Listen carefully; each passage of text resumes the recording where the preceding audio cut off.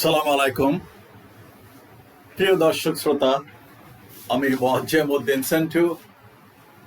এই ভিডিওতে আপনাদেরকে স্বাগত জানাই। জেনেটিক ডিসঅর্ডার রেকটিফাই করা সম্ভাবনা এবং জাতির ভবিষ্যৎ। আশা করি সবাই ভালো আছেন। এই ভিডিওটা আসলে আমার খুব একটা কথা নাই। আমি আসলে এখানে দুইজন মানুষের বিষয়ে কথা বলতে চাই। একজন হলো এই যে একটা ভিডিও এখানে আছে, অনুসন্ধানী সাংবাদিক সুদূর আমেরিকা প্রবাসী জনাব ইলিয়াস হোসেন, এবং আরেকজন এই রাষ্ট্রের কর্ণধার ছিলেন বিগত 2-1.5 বছর আগে, জনাব ডক্টর মোহাম্মদ ইউনূস। ওনাকে নিয়ে এই ইলিয়াসের প্রতিবেদন কিংবা ভিডিও। আমি কারো খয়ের খানা, কারো দালাল না, কারো পা চাটা গোলাম না। যদি ইলিয়াসের এই সমস্ত কথা মিথ্যা হয়ে থাকে হতে পারে, কিন্তু ডক্টর ইউনূস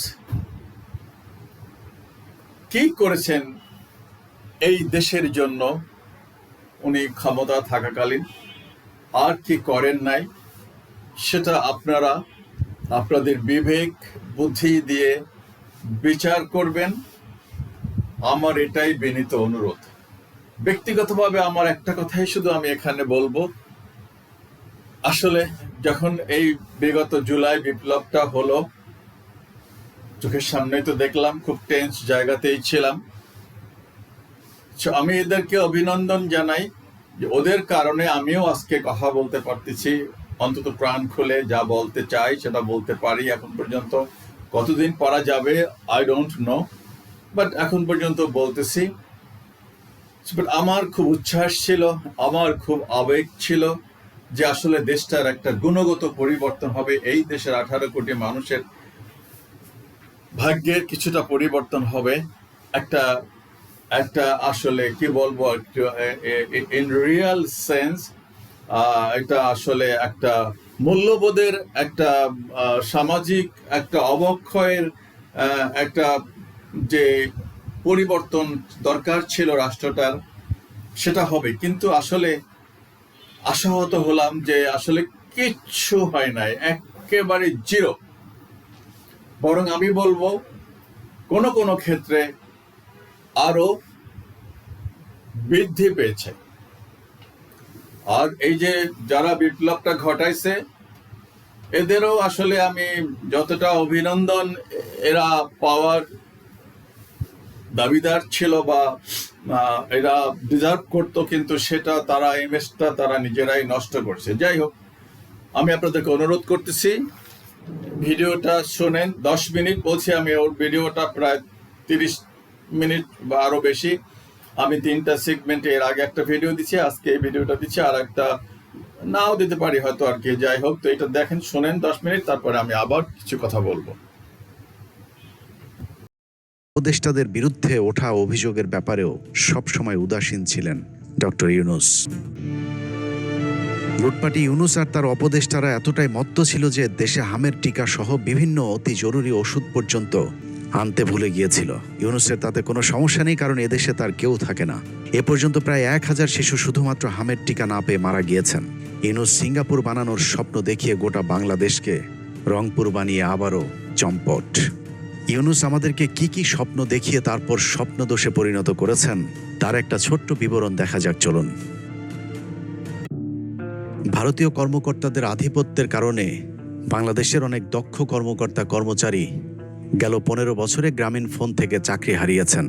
ডক্টর ইউনূস আসার পর সেই গ্রামীণ ফোনের কর্মকর্তা কর্মচারীরা বারবার তাদের চাকরি ফেরত চাইলেও ডক্টর ইউনূস ভারতীয়দেরকেই গ্রামীণ ফোনে বসিয়ে রেখেছেন। দেরকে নিয়ে আসে ভারত থেকে লোকজন, এবং তাদের আন্ডারে যে বাংলাদেশিদেরকে জয়েন করানো হয় তারাও আপ টু দ্য মার্ক না। এদেশের মানুষের পেটে ভাত নাই, ইন্ডিয়ান নিয়ে এসে এদেশে কাজ করাচ্ছে। টপ 3 জন ভারতীয় এই এখানে চাকরি করে। কিন্তু আপনি এই 4000 এমপ্লয়কে আপনি কর্মচ্যুত করলেন, এর তারা রাস্তায় করছে। জাপান গেলাম, শুনলাম তাদের বহু লোক দরকার। আমরা বলি যে আমরা লোক নিয়ে বসে আছি, আমাদের কত লোক লাগবে, বলে আপনি যত দিতে পারেন। তা আমি তাৎক্ষণিক বললাম যে আমরা 1 লক্ষ লোক পাঠাবো। আর কি বলতে পারি, এসব সংখ্যা বলা, সে যখন ওপেন এন্ডেড একটা কথা বলেছে, তারা বলছে হ্যাঁ আমরা 1 লক্ষ নেব। আমি অবাক হয়ে গেলাম, তারা 1 লক্ষ লোক, আরো বেশি বলতে হতো, আরো বেশি রাজি হতো। জাপানের সেই 1 লাখ শ্রমিকের একজনকেও পাঠাতে পারেনি ইউনূস সরকার।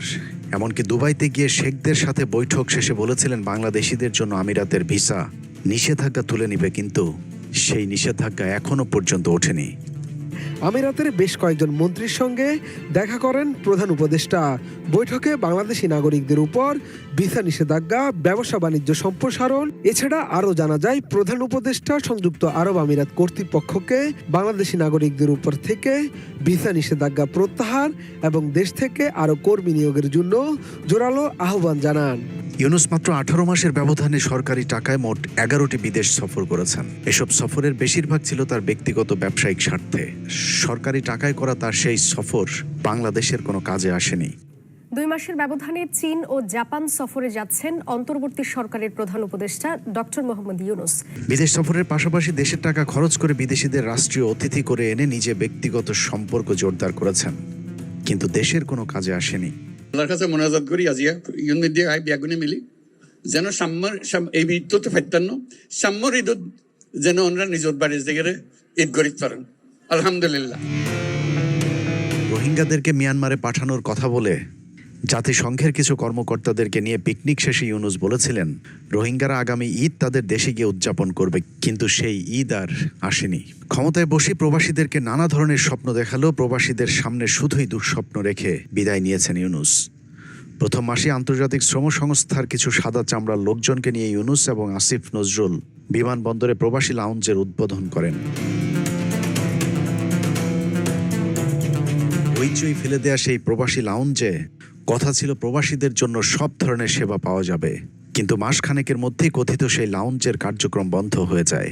বরং যে কোনো সময়ের চেয়ে সবচেয়ে খারাপ ব্যবস্থাপনা ছিল ইউনূসের আমলে।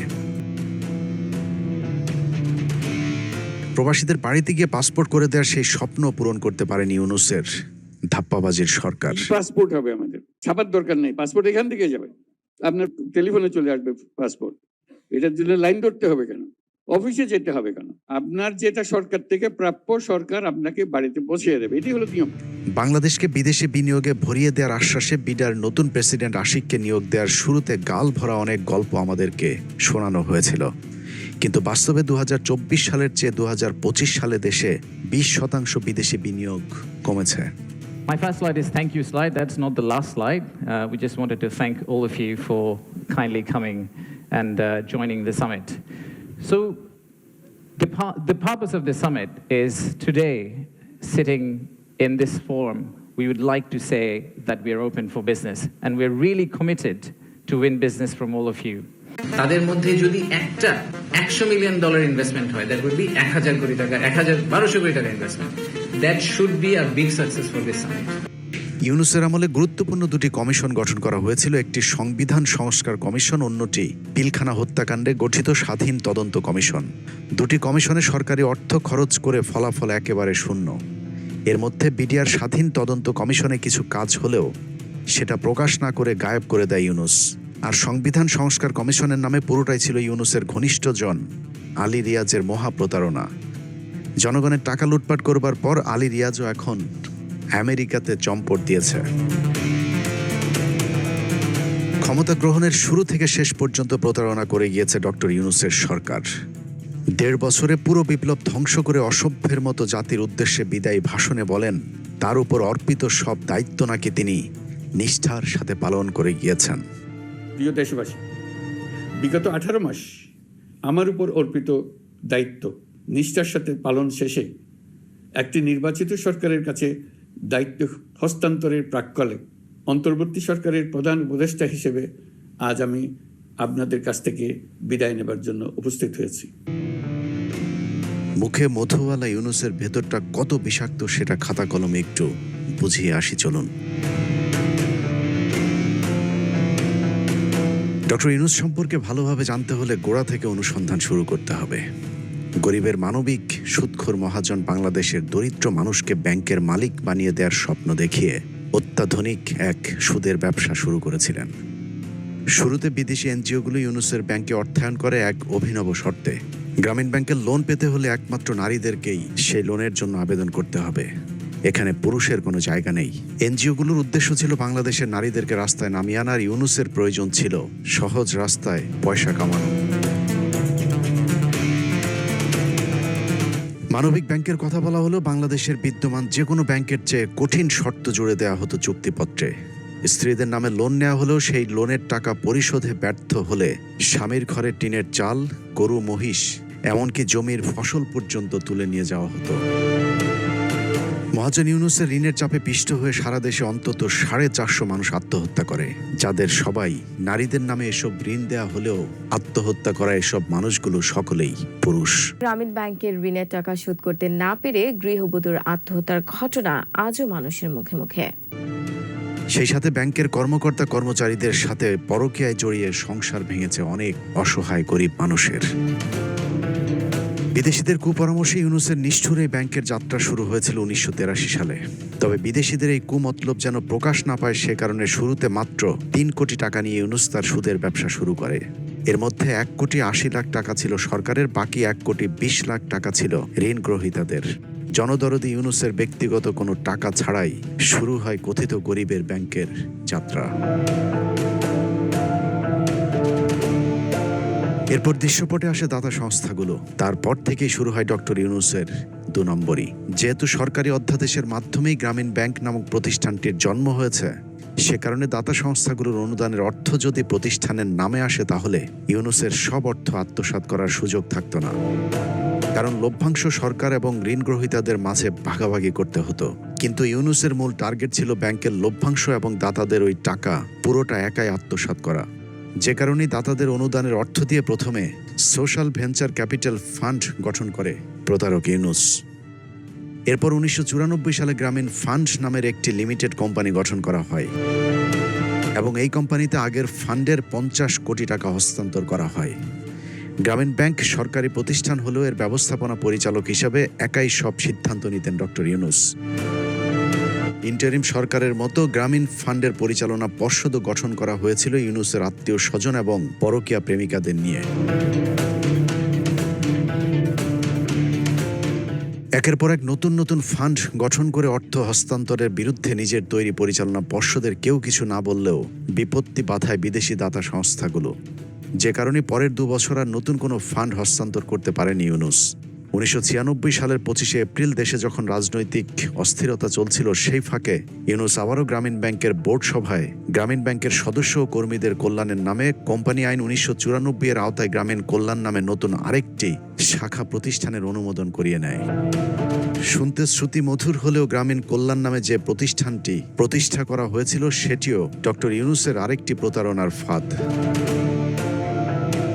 শুরুতে যেভাবে গ্রামীণ ব্যাংক থেকে গ্রামীণ ফান্ডে 50 কোটি টাকা হস্তান্তর করা হয়েছিল, ঠিক একইভাবে গ্রামীণ ব্যাংকের সোশ্যাল অ্যাডভান্সমেন্ট ফান্ড থেকে গ্রামীণ কল্যাণে অবৈধভাবে 69 কোটি টাকা হস্তান্তর করা হয়। মেমোরেন্ডাম অফ আর্টিকেল অনুযায়ী গ্রামীণ কল্যাণের 9 সদস্যের পরিচালনা পর্ষদের 2 জন সদস্য গ্রামীণ ব্যাংকের মনোনীত প্রতিনিধি। এছাড়া গ্রামীণ কল্যাণের চেয়ারম্যানও হবেন গ্রামীণ ব্যাংকের মনোনীত একজন। ডক্টর ইউনুসও গ্রামীণ ব্যাংকের মনোনীত প্রতিনিধি হিসেবেই গ্রামীণ কল্যাণের চেয়ারম্যান হন। এ যেন এক শেয়ালের মুরগি ভাগাভাগির গল্প। ততদিনে দাতা সংস্থাগুলোর আসল উদ্দেশ্য পূরণ হতে শুরু করেছে। নারীরা এখন ঘর থেকে বেরিয়ে কিস্তি দেয়া নেয়ার নামে মন দেয়া নেয়াও শুরু করেছে, যে কারণে তাদের টাকা কোথা থেকে কোথায় হস্তান্তর হচ্ছে তা নিয়ে তাদের আর তেমন মাথা ব্যথা নেই। যে কারণে ডক্টর ইউনুস গ্রামীণ কল্যাণের একক মালিকানা উপভোগ করতে থাকেন। এই গ্রামীণ কল্যাণের মাধ্যমেই তিনি গড়ে তোলেন একের পর এক মোট 13টি প্রতিষ্ঠান। এদিকে গ্রামীণ ফান্ডের বিপরীতে গঠন করা হয় আরও 15টি প্রতিষ্ঠান, যেসব প্রতিষ্ঠার মূল উদ্দেশ্য ছিল গ্রামীণ ব্যাংকের টাকা হস্তান্তর করে গ্রামীণ ব্যাংকের টাকা নাম সর্বস্ব এসব প্রতিষ্ঠানে হস্তান্তর করা।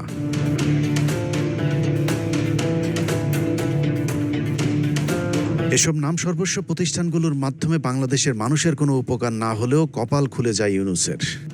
গ্রামীণ ব্যাংকের নামে আসা বিদেশিদের অর্থ আর ঋণ গ্রহীতাদের রক্তচোষা সুদের টাকা এসব প্রতিষ্ঠানের নামে হস্তান্তর করতে শুরু করে ইউনূস। গ্রামীণ ব্যাংক থেকে ফান্ড সরানোর পর ইউনূস মূল প্রতিষ্ঠান গ্রামীণ ব্যাংকে ছুড়ে ফেলেন। আগেই বলেছে, গ্রামীণ ব্যাংক যেহেতু সরকারি অধ্যাদেশের মাধ্যমে প্রতিষ্ঠিত হয়েছিল, সে কারণে গ্রামীণ ব্যাংকের সাথে থাকলে সরকারি এসব নিয়মনীতি মেনে চলতে হতো। যে কারণে ইউনূস গ্রামীণ ব্যাংকের অর্থ সরিয়ে নিয়ে গ্রামীণ ফান্ড এবং গ্রামীণ কল্যাণ নামে দুটি প্রতিষ্ঠানের স্বৈরতন্ত্র প্রতিষ্ঠা করেন। কিন্তু গ্রামীণ ফান্ড এবং গ্রামীণ কল্যাণ নামে দুটি প্রতিষ্ঠানের মাদার প্রতিষ্ঠান যেহেতু গ্রামীণ ব্যাংক, সেহেতু আইনত এই প্রতিষ্ঠান দুটো গ্রামীণ ব্যাংকের অঙ্গ প্রতিষ্ঠান হিসেবে বিবেচিত। অতএব দেশের বিদ্যমান আইন অনুযায়ী প্রতিষ্ঠানগুলো চলতে বাধ্য ছিল। কিন্তু ডক্টর ইউনূস নিজেকে আইনের ঊর্ধ্বে ভাবতে শুরু করেন। ঠিক তখনই খেলাটা শুরু হয়।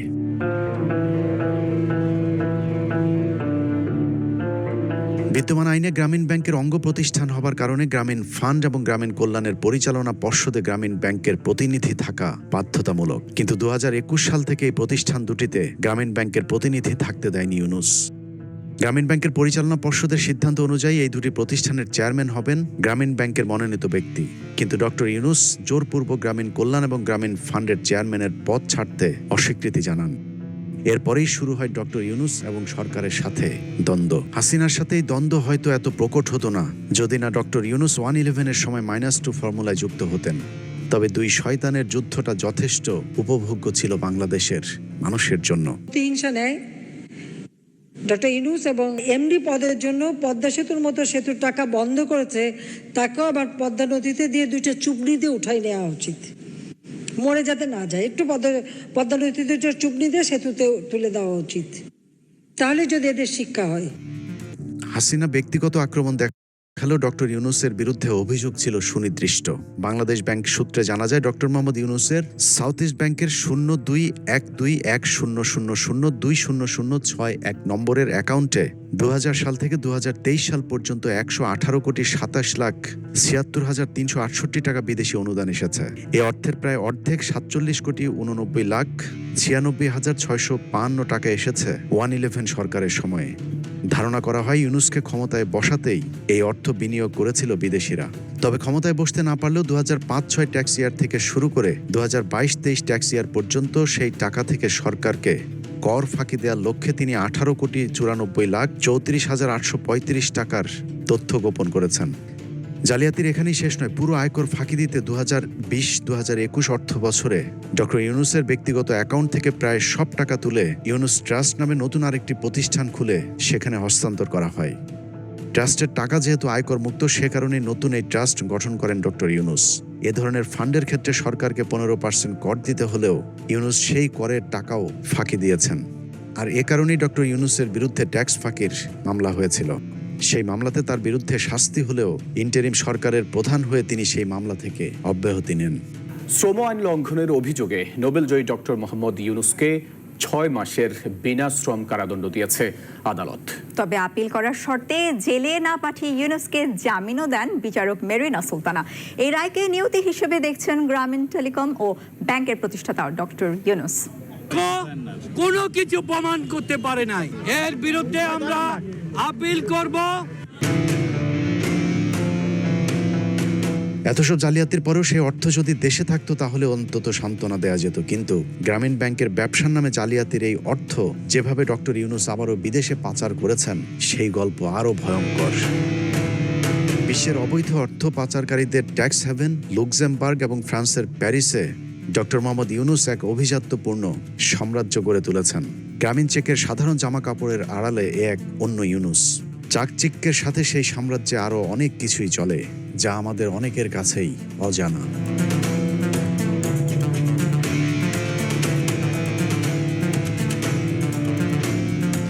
মেলা কথাবার্তা শুনলেন ইলিয়াসের ভিডিওতে।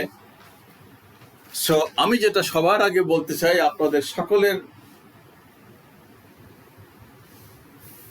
উদ্দেশ্যে, তো আপনাদের সারা জীবন কাজে লাগবে, সেটা হলো, আমি সবসময় বলি কথাটা, আরো আগে বলছি, এই পৃথিবীতে ইন মাই ওপিনিয়ন, আমার অভিজ্ঞতা থেকে আমি বলছি, সবচেয়ে কঠিন কাজ, এটা কোনোদিনও বিজ্ঞান, কোনো এআই, কোনো প্রযুক্তি এই সলিউশন দিতে পারবে না। সেটা হলো মানুষ চেনা। এই যে মজ্জেমউদ্দিন তালুকদার ওরফে সেন্টু,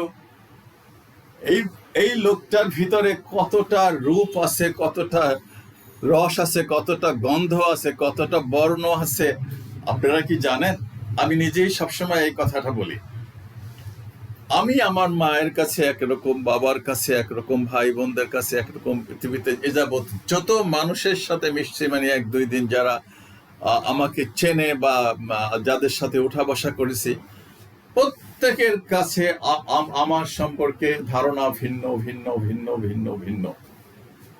আর এটাও বাস্তবতা যে আমি সবার সাথে তো একরকমের আচরণ করি না, পৃথিবীতে কেউই করে না। আচরণের কোনো জেনারেলাইজেশনের নাই। আমার ওয়াইফ আমাকে একরকম চিন্তা করে, আমার ছেলে একরকম, আমার মেয়ে একরকম।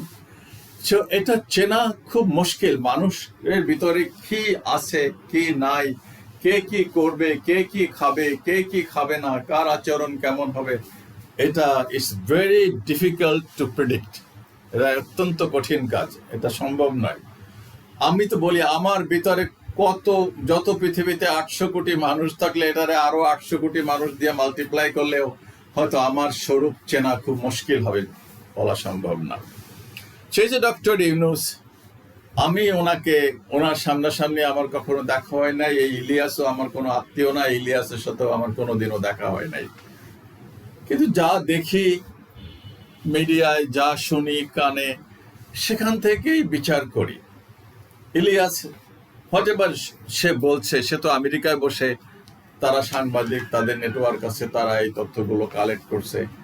কিন্তু আমি যদি বলি ডক্টর ইউনূসের মতন একজন মানুষ, আসলে আমি বলবো যে এই পুরো জাতির মেজরিটি মানুষই একটা ভালো কিছু আশা করেছিল। কিন্তু উনি কি, আমি জানি, এটাও জানি যে ওনাকে আসলে কোনো একটা তরফ থেকে, কোনো একটা সেক্টর থেকে ওনাকে কোঅপারেশন করা হয় নাই, করে নাই। এই যে আমলাতন্ত্র, এই যে বাহিনী, কেউ কোঅপারেশন করে নাই ডক্টর ইউনূসকে। কিন্তু তারপরেও উনি করতে পারতেন, যদি এই ছাত্র যুব সমাজকে সাথে নিয়ে উনি চেষ্টা করতেন, উনি সাহসী হতেন, উনি করতে পারতেন। কাউকে না ছোটাইয়াও উনি ভালো কিছু করতে পারতেন, কিন্তু উনি করেন নাই। ইলিয়াসের যে অনুসন্ধানী প্রতিবেদনে যতগুলো বিষয় নিয়ে এসে কথা বলছে, উনি তো সেই জোবরা গ্রাম থেকে, উনি দারিদ্র বিমোচনের জন্য, আমিও ইকোনমিক্সের স্টুডেন্ট, উনিও ইকোনমিক্সের স্টুডেন্ট, সো উনি যে সংগ্রাম গ্রামীণ ব্যাংক দিয়ে শুরু করেছিলেন, সেখানে কি দারিদ্র বিমোচন হয়েছে? উনি যে গ্রামীণ ফোন আনছেন বা যা যা করছেন, এগুলো দিয়ে এই বাংলাদেশের মানুষের কি উন্নতি হয়েছে? আজকাল বিশেষ করে এই অ্যাজ অফ নাও ইউটিউবে, টিকটকে যেই সমস্ত ভিডিও দেখা যায়, আমি জানি আপনারা সবাই দেখেন, আপনাকে 10,000টা গালি দেন এবং উত্তর দেন যে মিয়া তুমি তো সব বানোয়াট মিথ্যা কথা বলতেছো, তুমিও একটা চিট এই দেশে। মিডিয়ায় তো কথা বলি, তো আপনারা তো কম বেশি দেখবেন। সো 10 কইসা গালি দিয়েন, জুতা ফিকে দিয়েন, আমার গলায় জুতার মালা দিয়ে একটা ভিডিও দিয়েন, এখানে যেই একটা আসছে ভন্ড, মাথায় টুপি আছে, এটা একটা বাংলাদেশের একটা নতুন একটা পীরে কামেল, চেহারা সুরাত নুরানি, কিন্তু এটা একটা বিশ্ব ভণ্ড। ভিডিও দিবেন, আমার অনুরোধ করতেছি। সো যে সমস্ত ভিডিও দেখা যায়, যে সমস্ত দরিদ্র মানুষের, হতদরিদ্র মানুষ রোগে শোগে ভুগতেছে, অনাহারে অর্ধাহারে আছে, যে পারিবারিক দাম্পত্য জীবন কি বিমোচন হয়েছে এই গ্রামীণ ব্যাংক দিয়ে, এই দেশের মানুষের, জনগণের হাজার হাজার কোটি টাকার ওনার ব্যবসা। এই ইলিয়াসের বিরুদ্ধে মিলিয়ন বিলিয়ন ডলার, ওনার 10টা 15টা কোম্পানি। একজন সমাজ সংস্কারক মানুষ, একজন কি বলবো এটাকে, যেটা এনজিও, যে মানবতার জন্য কাজ করে, উনি সামাজিক ব্যবসা করেন। ওনার এই 10টা 12টা 15টা হাজার হাজার কোটি টাকার এখান থেকে ওনার নামে তো 100টার বেশি কেস ছিল। ওনাকে পদ্মা নদীতে চুবাইতে চাইছে মানুষে। তো সেই সমস্ত থেকে ওনাকে বানাইলো এই ছেলেগুলো, দ্যাট ইজ রাষ্ট্রের কর্ণধার। কিন্তু উনি কি দিলেন সেখানে? যাদেরকে মাস্টার মাইন্ড বানালেন এই বিপ্লবের, তাদের ইতিহাস, তাদের সমস্ত ভিডিও ভাসে ইউটিউবে। তা আমি তো লজ্জিত বোধ করি আসলে, সবকিছু মিলাইয়া আসলে এটা একটা গজব ছাড়া আর কিছু নয়। জি, আশা করি সবাই দেখছেন, সব কথাগুলো। আমি শুধু একটা দুইটা বিষয় নিয়ে কথা বলবো, দুনিয়ার বিষয় নিয়ে তো কথা বলে কোনো লাভ নেই, আর সেই এনার্জিও নাই এত কথা বলার।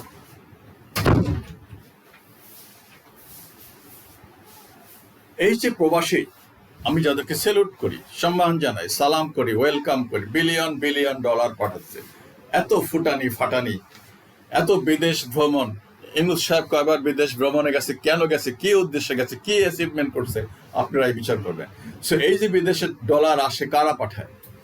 একবার এক মোল্লা ওয়াজ করতেছে, তুই তো বিদেশে গেছিস মেথরগিরি করতে, বাথরুম পরিষ্কার করতে, তোর এত ওয়াজ করার কি দরকার? খুব খারাপ বিষয়টা।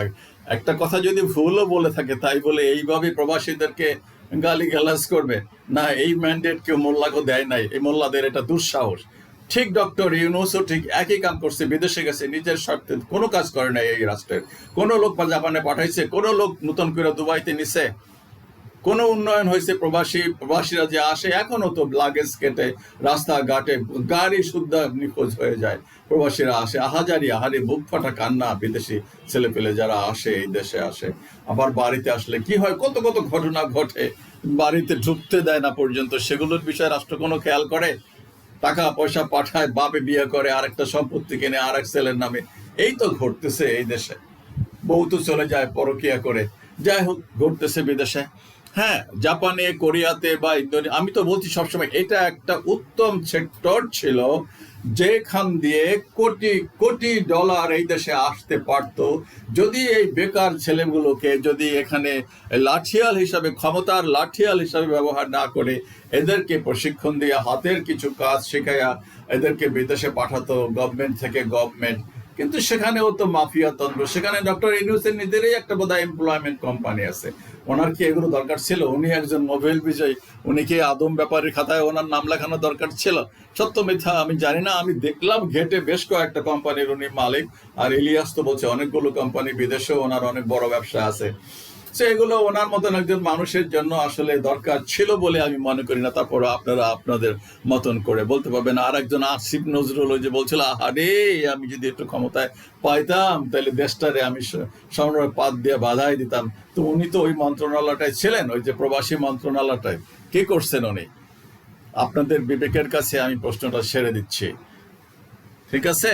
সো এই যে দুই তিনটা বিষয়, ওনার হাজার হাজার কোটি টাকার এই গ্রামীণ ব্যাংক থেকে ফান্ড সরানো, অন্য অনেকগুলো কোম্পানি, সমস্ত করার কি দরকার ছিল? উনি যদি করতেনই তাহলে ওই যে হাসানিয়া মিশনের মতন এরকম একটা কিছু করতেন। ওনার সমস্ত কিছু নবী মোহাম্মদ সাল্লাল্লাহু সাল্লাম মতো করতেন। নবী মোহাম্মদ সাল্লাল্লাহু সাল্লাম যখন মারা যান, ওনার ঘরে কোনো তেল কেনার পয়সা ছিল না, ওনার সমস্ত সহায় সম্পদ উনি মানুষকে একেবারে বিলায় দিচ্ছেন, একদম পাই টু পাই। এটাই ইতিহাসের পাতায় লেখা আছে। সো পাসপোর্ট, উনি বলছেন পাসপোর্ট ঘরের মধ্যে পৌঁছায় দেওয়া সরকারের দায়িত্ব। আমরা 5 বার ডিবি অফিসে গেছি, হাজব্যান্ড ওয়াইফ দুজনে মিলে 5 বার। আমি তো এদেশেরই নাগরিক, পাসপোর্ট ছিল, বিদেশে গেছি, সেই পাসপোর্ট হারাই গেছে।